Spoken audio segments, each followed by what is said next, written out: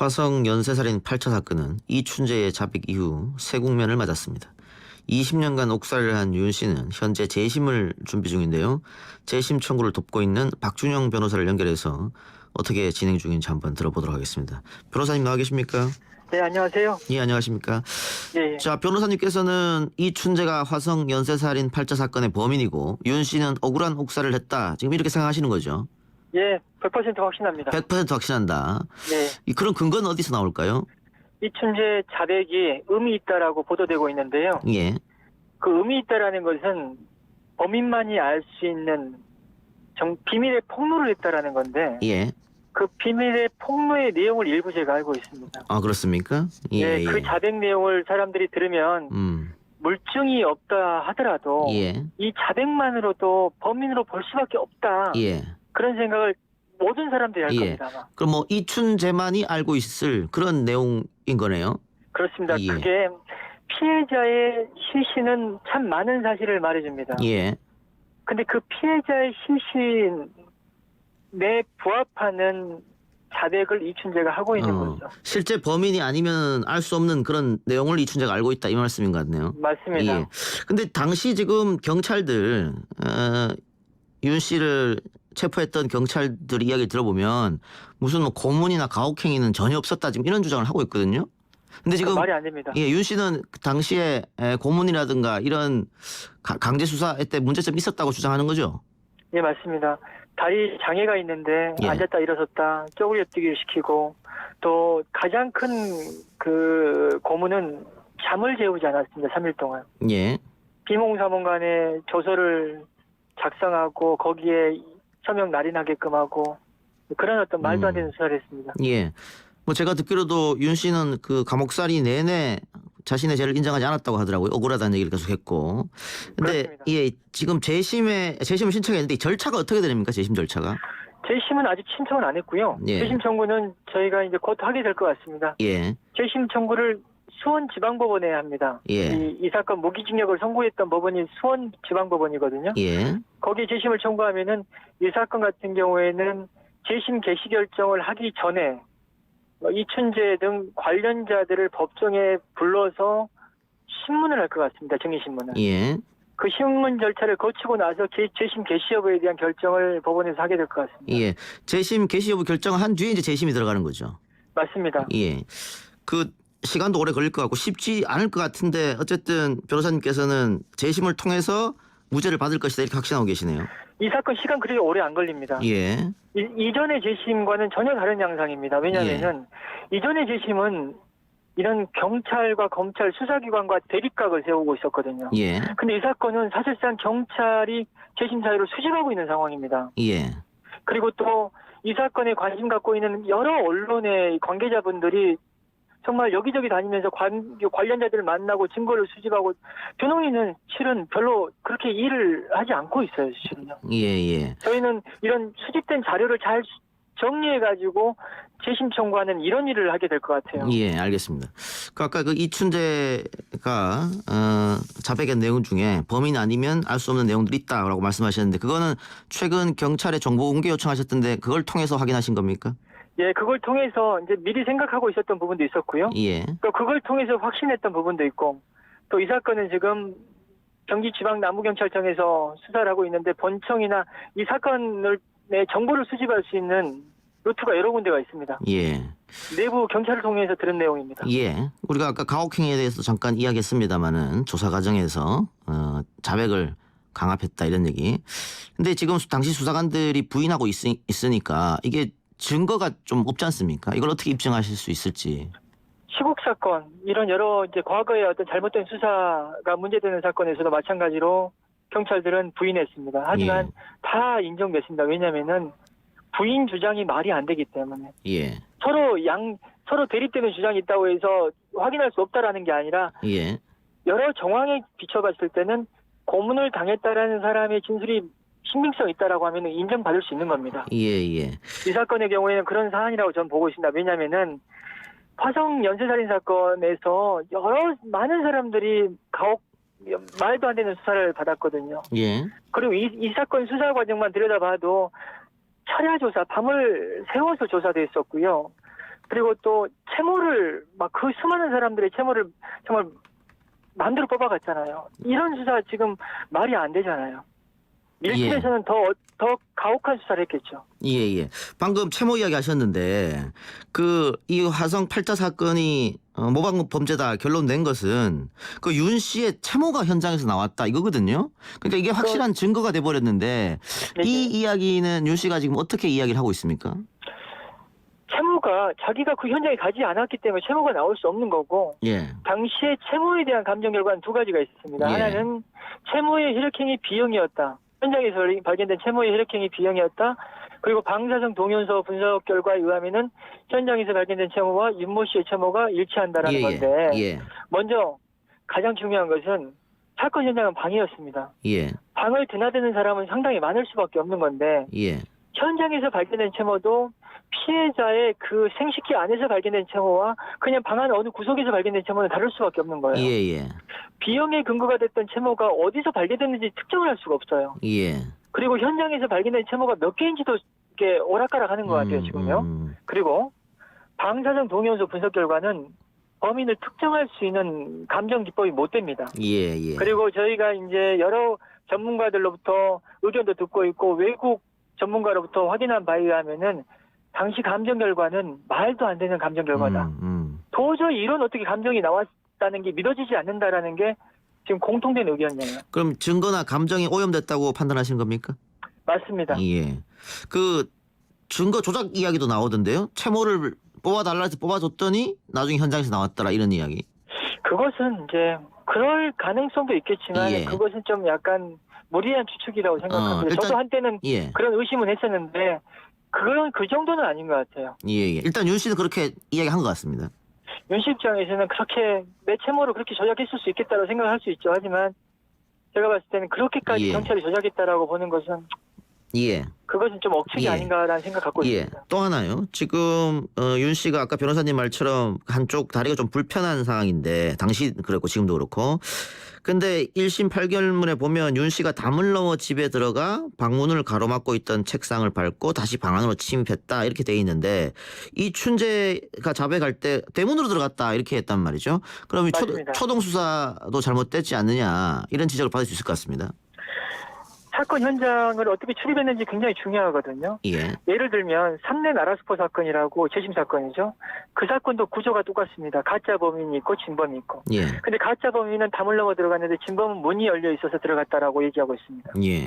초동 수사 과정에서 그 문을 열고 들어갈 수 있었는지를 충분히 제대로 수사만 했다면은 물론 그랬다면은 또 윤모 씨의 자백이 담을 넘어 들어간 게 아니라 문을 열고 들어간 걸로 조작됐을 겁니다. 아마. 예. 그나마 다행인 것은 초동 수사 과정에서 그게 제대로 조사가 안 되는 바람에 범인을 만드는 과정에서 담을 넘어 들어갔다는 진술이 나온 것이고 지금 재심을 하는 과정에서는 그게 이제 우리의 무죄를 밝힐 수 있는 증거가 되는 거죠. 예.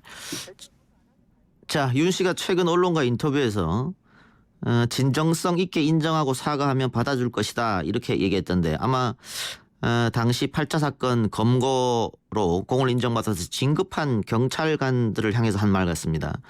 맞습니다. 그 형사들한테 혹시 변호인으로서 하고 싶은 말씀 하시기 바랍니다. 인정하면 좋죠. 예. 인정하고 하면은 이분이 그 잔인한 시간을 견디고 출소해서 진실을 찾고 있지 않습니까? 예. 이분 용서한다면은 이분이 그 잘못을 들면은 용서하실 것 같기도 해요. 예. 그래서 경찰분들 잘못 인정하고 반성했으면 좋겠다는 생각 갖고 있습니다. 예. 자, 만약 그 재심에서 무죄가 나면 또 국가를 상대로 손해배상 청구 소송도 계획하고 계시겠죠? 그건 너무 앞서가 나가는 것 같습니다. 지금 단계에서 거기까지 얘기하는 건 너무 예. 앞서가 나가는 것 같고요. 예. 오늘 제가 많이 궁금해하시는 비밀의 폭로에 대해서 말씀을 많이 못 드리고 있습니다. 예, 뭐 예. 수사 과정에서 위법이나 이런 것들 왜 그러냐면은 이 사건 재심사회 수집 과정에서 그 SBS 그것이 알고 싶다 해서 많이 도와주고 있는데 예. 방송 나가기 전에 얘기하면 이상하잖아요. 그래서 11월 2일 토요일 날 밤 예. 11시에 그것이 알고 싶다 보신 후부터는 예. 제가 이런저런 얘기 좀 많이 하겠습니다. 예, 알겠습니다. 네. 11월 2일요? 예. 네. 어떤 내용인지 기대 한번 해보죠. 알겠습니다. 예, 그리고 그 변호사님 뭐 삼례 나라 슈퍼 강도치사 사건, 또 익산 약촌 오거리 살인 사건 이것도 재심을 통해서 무죄를 받아낸 그런 사건인데 여기서도 역시 경찰들의 가혹행위에 의한 허위 자백, 그게 이제 문제가 됐던 거지 않습니까? 처음부터. 맞습니다. 예. 예. 이런 일들이 계속 일어나는 이유가 뭘까요? 또 앞으로 또 지금 혹시 현장에서 이런 일이 있을까? 의구심이 좀 드는데. 30년 전에 가혹행위와 어떤 위법한 수사를 보고 지금의 경찰도 문제 있다라고 얘기할 수는 없는 거예요. 오히려 이 사건의 재수사 과정에서 지금의 경찰은 정말 최선을 다하고 있습니다. 예. 철저하게 진실을 밝히려고 노력하고 있습니다. 예. 그래서 지금의 경찰을 비난하는 것은 좀 우리가 좀 삼가해야 되는 것 아닌가 생각하고 있고요. 예. 그런데 본질적으로 다르지 않는 부분이 있습니다. 예. 많이 배우지 못하고 가난하고 힘없는 사람한테 공권력은 너무나 가혹했어요. 예. 예. 이것은 공통점입니다. 그러니까 나라 슈퍼 사건이나 약촌 오거리 사건이나 지금 이 윤 씨 사건이나 전부 다 힘없고 백없는 그런 서민들이란 거죠. 예, 맞습니다. 예. 그 이춘재가 갑자기 나타나서 그거 내가 했다. 만일 그렇게 이야기를 안 했으면 이 사건 영원히 또 묻히는 거 아니겠습니까? 맞습니다. 제가 솔직히 고백하는데 예. 저한테 편지 많이 옵니다. 도와달라고 교도소에서도 오고. 억울하다. 저는 윤모 씨가 저한테 편지라도 보냈으면 어떡하나라는 그런 고민을 한때 있었어요. 아하, 예. 도와주지 못했으니까. 예. 만약에 이춘재가 자백을 하기 전에 윤모 씨가 저한테 도와달라고 했다면 저는 이 사건 안 된다라고 하면서 거부했을 겁니다. 이춘재가 나타나서 이게 재심이 가능한 겁니다. 예. 제가 여쭈은 이유는 억울한 사람들이 아직도 많겠다 그런 생각이 들어서 한번 질문 드려봤습니다. 네. 예. 알겠습니다. 변호사님 오늘 말씀 고맙습니다. 감사합니다. 예.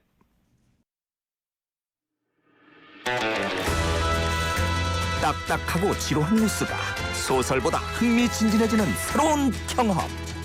놀라셨죠? 이것이 바로 이동준의 뉴스 정면 승부.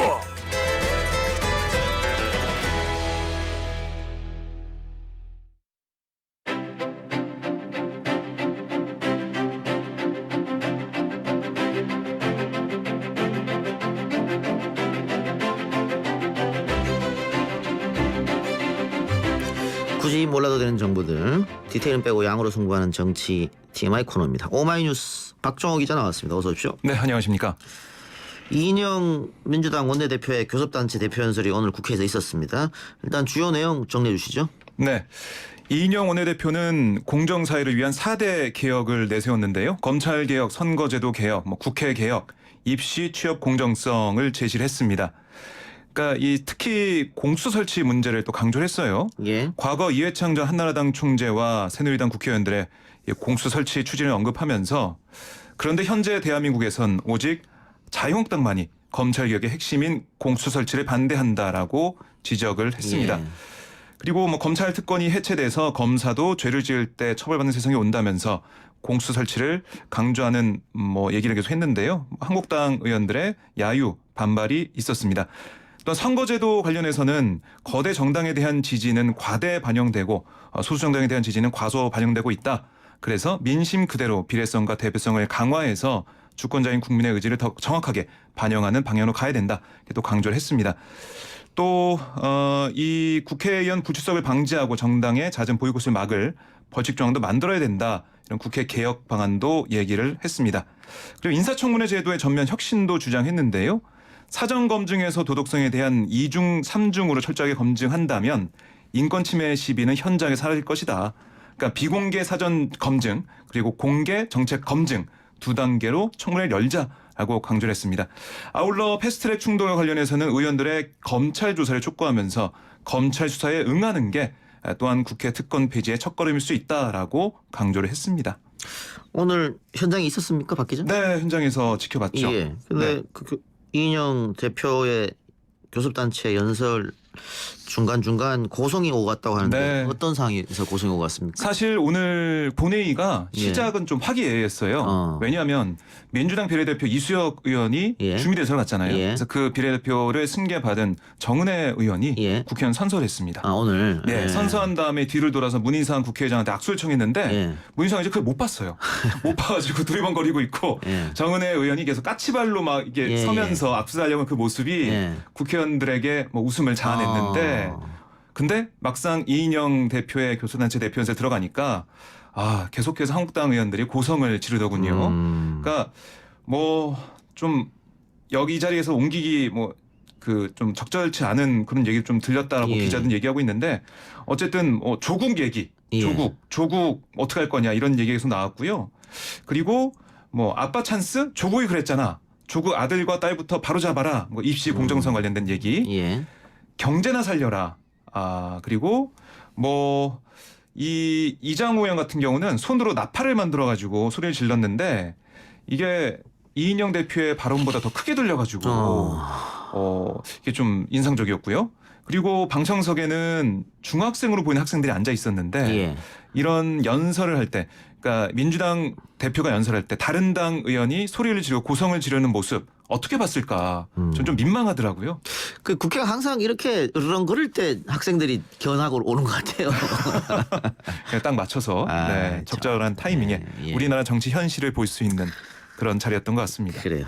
자, 문희상 국회의장과 여야 3당 교섭단체 원내대표가 오늘 국회에서 회동하고 패스트트랙에 지정된 검찰개혁법의 본회의 부의 문제를 논의했다고요? 네, 논의를 했습니다. 예. 근데 결과는 예상하시는 대로입니다. 예. 민주당은 문희상 의장에게 내일 그 부의를 요청을 했고요. 예. 한국당과 바른미래당은 여기에 반대하는 입장을 보였습니다. 예. 이에 대해서 문희상 의장은 신중하게 검토하겠다라는 입장만 밝힌 것으로 전해지고 있는데요.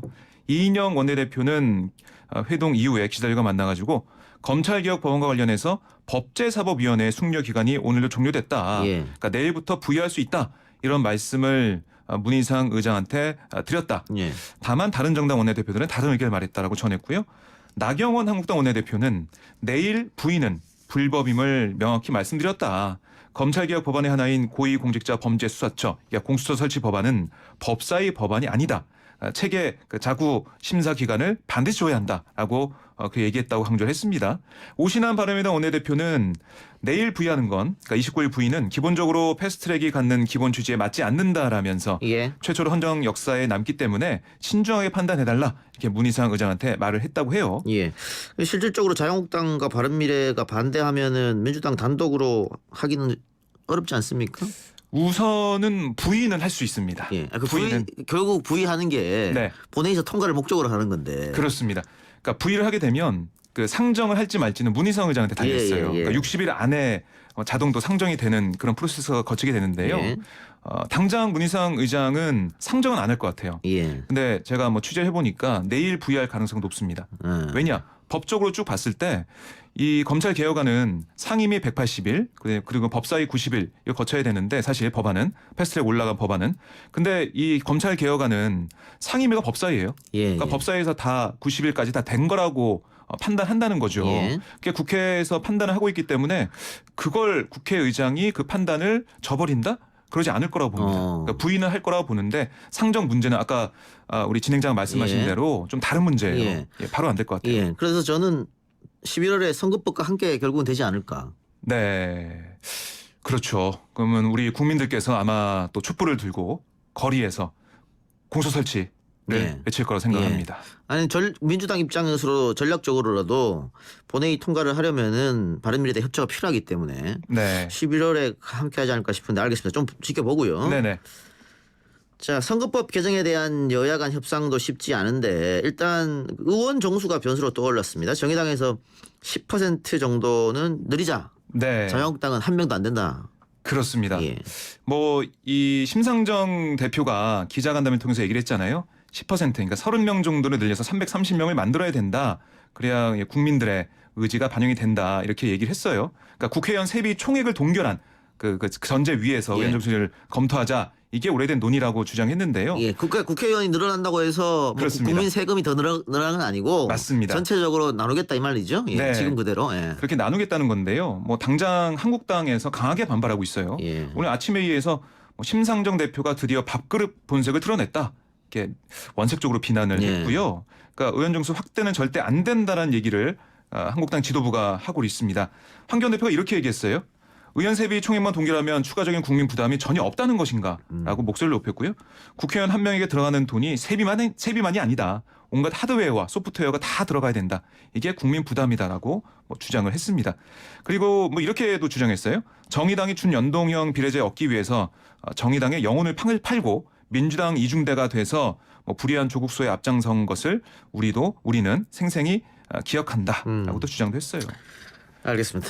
이것도 뭐 쉽지 저희, 않은 예. 문제고요. 저희 입장에서는 지켜볼 수밖에 없는 것 네. 같고. 자, 민주당 초선 의원 2명, 이철희 표창원 의원 불출마를 선언했지 않습니까? 네. 이해찬 당대표에게 면담을 요청했고 만났다면서요? 네, 오늘 두 의원이 이해찬 대표를 만났습니다.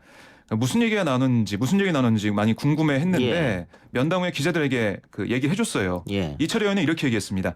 그러니까 민주당이 쇄신 혁신을 해야 한다 이렇게 말씀드렸고 2030 세대 젊은 층의 호응을 더 받는 정당으로 바뀌었으면 좋겠다 이런 말을 했다고 전했고요. 표창원 의원은 자유롭게 바른 말, 옳은 말을 하면서 국가와 국민을 위해 헌신하겠다고 말씀드렸다. 혁신 리더십을 발휘해달라 이렇게 요청을 했고 이해찬 대표도 이에 동의했다라고 브리핑을 했습니다. 그리고 두 의원뿐 아니라 뭐 당내에서 초선 의원들 중심으로 쇄신 요구가 뭐 점점 나오고 있다 이런 보도도 나오고 있는데요. 제가 좀 취재해봤더니 그러니까 아예 초선 의원들이 한 목소리로 이렇게 예. 요구하고 있다 이런 건 아닌 걸로 좀 보여지고요. 세력화돼서 이해찬 대표의 책임론을 걸어넣고 있고 뭐 내일 모레 의원총회에서 이게 문제가 될 거다 이 정도는 아니라고 좀 제가 취재한 바로는 확인이 되고 있습니다. 특히 한 중진 의원이 이렇게 얘기하더라고요. 아니 만약에 이해찬 대표에게 조국 그 전 장관 문제와 관련해서 책임론을 제기하고 이렇게 할 거면 구체적으로 얘기해야 되고 만약 그 일련의 상황이 쭉 진행되어 오는 동안 왜 그동안 가만히 있었냐. 먼저 얘기를 하고 이해찬 대표에게 이걸 좀 논의할 수 있는 그런 장을 마련해달라 얘기해야 되는 거 아니냐. 뭐 이렇게 비판을 하기도 하더라고요. 아니 이해찬 대표 책임론은 왜 나오는 거죠? 조국 전국에서 조국은 대통령이 임명했고 네. 당대표가 임명하는 것도 아니고 그리고 여러 문제점으로 인해서 본인이 결정해서 사퇴를 했고 네. 근데 어떻게 이해찬이 책임을 져야 되는 거지? 이해가 좀 안 되는데? 뭐 이철희 의원이 주말에 언론사 인터뷰 통해서 얘기했잖아요. 예. 뭐 그 이해찬 대표가 마치 청와대 뒤에 뭐 숨어서 있었다 이런 식으로 비판을 했는데요. 그러니까 이해찬 대표가 그 당내 의견을 모아서 반영하지 않고 뭐 청와대, 뭐 대통령을 위해서 뭐 그런 결정을 했다. 뭐 이런 취지의 비판을 하고 있습니다. 그래요. 네. 그래요.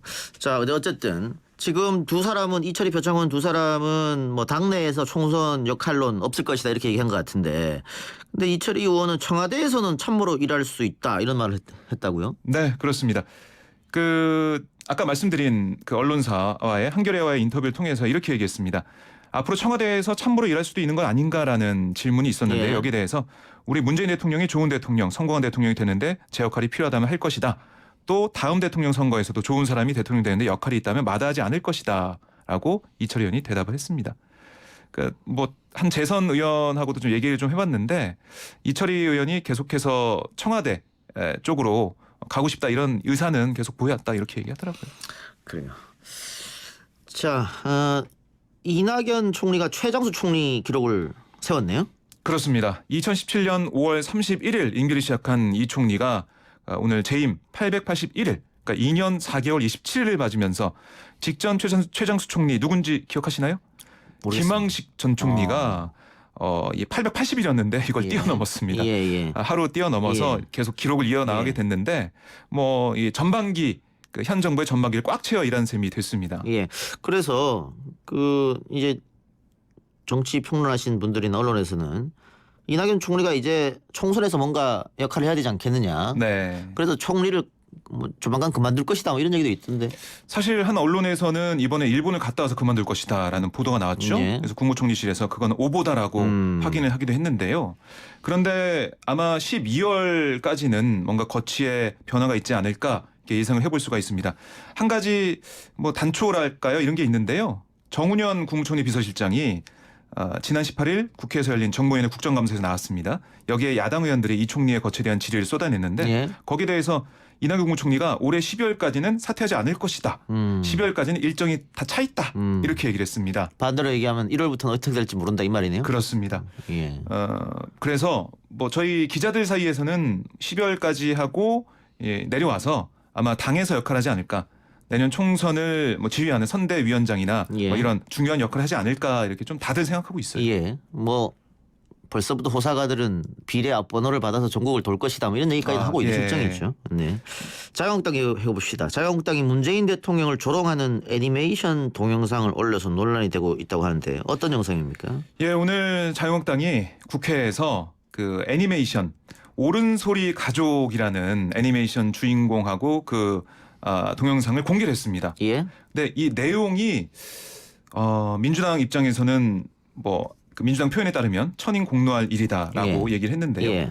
동아 벌거벗은 임금위에 빗댄 문 대통령을 벌거벗은 대통령으로 묘사한 영상이에요. 예. 그러니까 보면 문재인 대통령의 얼굴을 그대로 표현한 그런 만화인데요. 예. 그 벌거벗은 임금님처럼 옷을 입는데 그게 눈에 안 보이는 거예요. 그러니까 안보 재킷, 경제 바지, 인사 넥타이 이걸 맞춰 입는데 그게 투명해서 안 보이는데도 그걸 그냥 입고 나간다는 겁니다. 그래서 벌거벗은 임금님처럼 문재인 대통령이 아무것도 입지 않고 자신은 안보 재킷이나 경제 바지, 인사 넥타이를 맞춰 입었지만 결국 그거는 눈에 보이지 예. 않는 그런 것이었다라고 빗대서 얘기를 했는데요.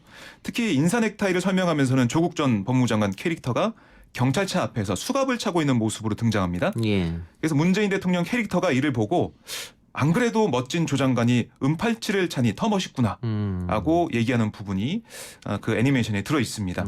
또 문재인 대통령이 속옷바람으로 국민들 앞에 나서서 그런 장면에서는 즉위하자마자 안보, 경제, 외교, 인사 다 망치더니 결국 스스로 옷을 벗었다. 신나게 나라 망치더니 드디어 미쳐버렸군. 나라가 아무리 어려워도 옷도 입을 줄 모르는 멍청이를 임금은 둘 수 없지. 차라리 부지런히 일하는 우리 집 소가 낫겠다. 이런 대사가 이어집니다. 예. 그 자유한국당의 전신이죠. 한나라당도 노무현 정권 때 황생경제라는 연극을 만들어 가지고 네. 나중에 후폭풍이 크게 일었잖아요. 뭐 거기 진짜 원색적인 욕설이 계속 예, 등장했죠. 예. 네. 그래서 이번에도 저렇게 하는 게 글쎄요. 과연 자유한국당에 도움이 될지 이미지 올리는데 모르겠습니다. 그러니까 이게 유튜브에도 올라가 있습니다. 그 한국당 유튜브에도 올라가 있는데요. 민주당 반응을 좀 말씀드리자면 이 대통령에 대한 비난과 조롱, 정치 혐오다라고 붕괴를 했는데 이해식 대변인이 이렇게 얘기했습니다. 논평을 냈는데요. 충격을 금할 수 없는 내용으로 채워졌다. 문재인 대통령에 대한 조롱과 비난이 인내력의 한계를 느끼게 한다. 그런 천인 공노할 내용을 소재로 만화 동영상을 만들어 누구에게 보여주겠다는 것인지 말문이 막힐 따름이다. 아동을 대상으로 한 교육용이라면 아동에 대한 인격 침해이고 국민을 대상으로 한 정치 교자라면 국민 모독이다라고 주장을 했습니다. 자유한국당 나경원 원내대표가 조국 전 법무부 장관 사퇴 과정에서 공을 세웠다면서 일부 의원들에게 표창장과 상금을 줬었는데 그 문제 때문에 좀 시끄럽지 않습니까? 그런데 해명을 하면서 장관을 낙마시키면 늘 표창장을 줬다 이렇게 해서 논란이 더 커졌다고요? 네, 그렇습니다. 근데 이번 정부 들어서 그 후보자가 낙마했을 때 이렇게 표창장을 준 예가 없거든요. 아 그래요? 공개적으로 표창장 주는 행사를 열어가지고 준 예는 제 기억에도 없고요. 의원들 사이에서도 그런 얘기가 없었다. 아마 뭐 일정에 없었으니까 없었겠죠. 공개적으로 이렇게 준 예는.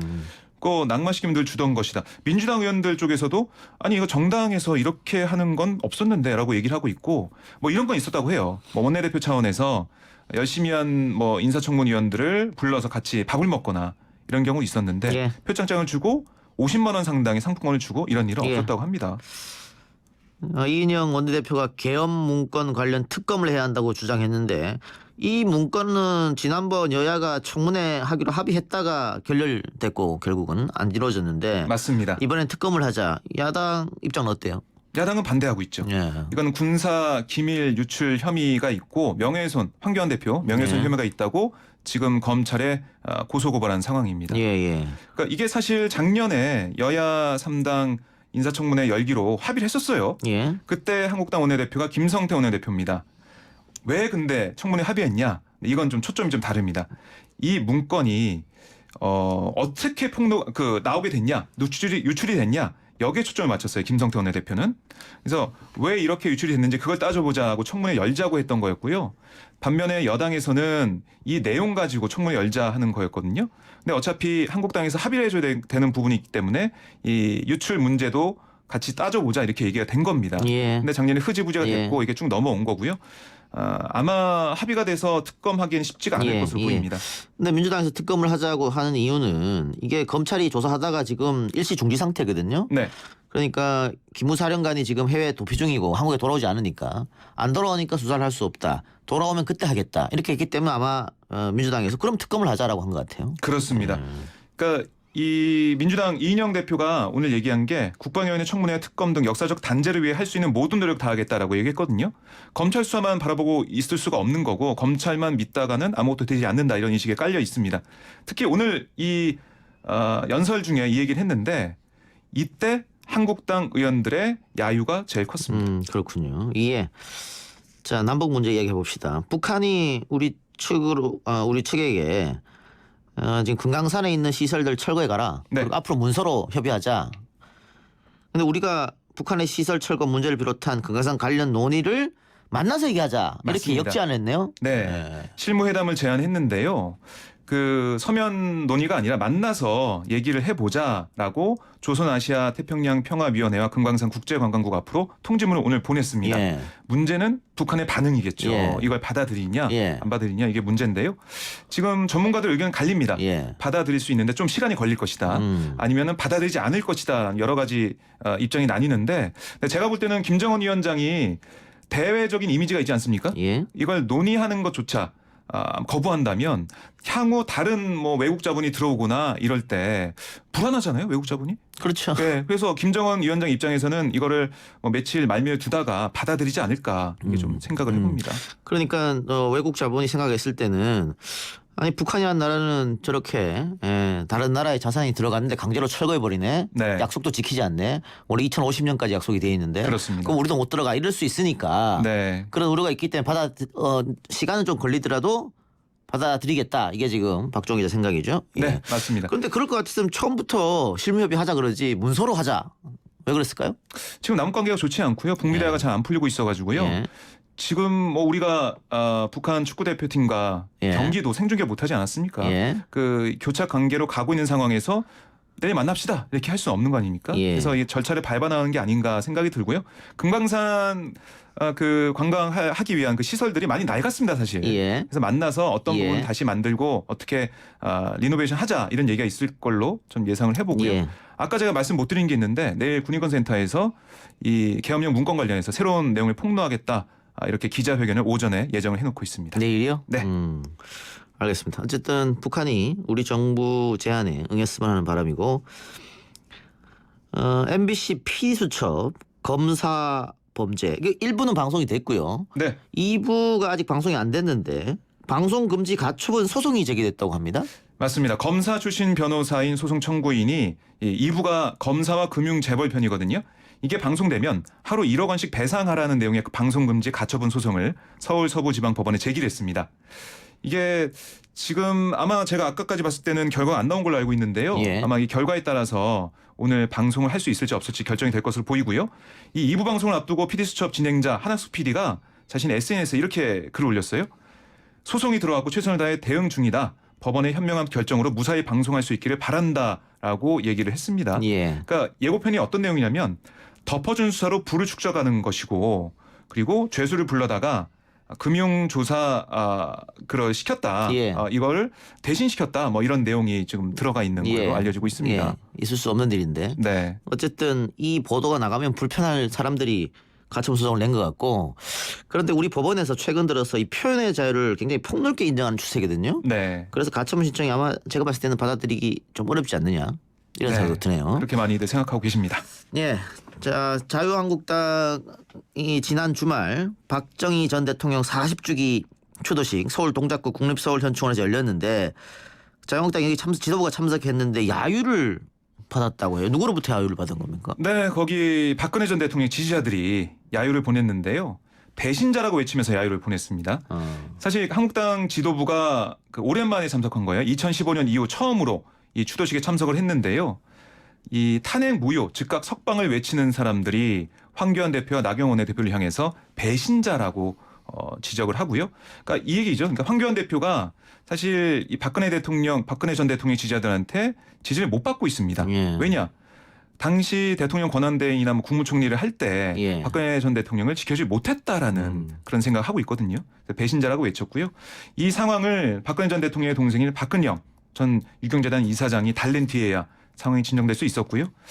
이 박 전 이사장이 추도식에서 자꾸 소리 지르는 것은 박근혜 대통령도 원치 않는다라고 말한 다음에 황 대표가 든든하다. 우리 공화당 조원진 대표와 역할 분담을 하고 있다라고 얘기하면서 지지자들 달랬다고 합니다. 예. 아마 박근혜 전 대통령 지지자들은 수감 생활할 때도 황교안 대통령 권한대행이 뭐 나 몰라라 외면한 거 아니냐 네. 뭐 이런 억하심정이 아마 남아 있는 것 같습니다. 그렇습니다. 네, 알겠습니다. 0899님 늘 운전하면서 채널 고정으로 잘 듣고 있습니다. 파이팅 고맙습니다. 4565님 이동영 진행자님은 타 방송에 비해 매우 중립적이라 매일 청취 잘하고 있습니다. 본인 생각을 말 안 해서 개인적으로는 듣기 편합니다. 네. 이 문자가 왔는데 우리 제작진 빵 터진 이유는 모르겠네요. 네.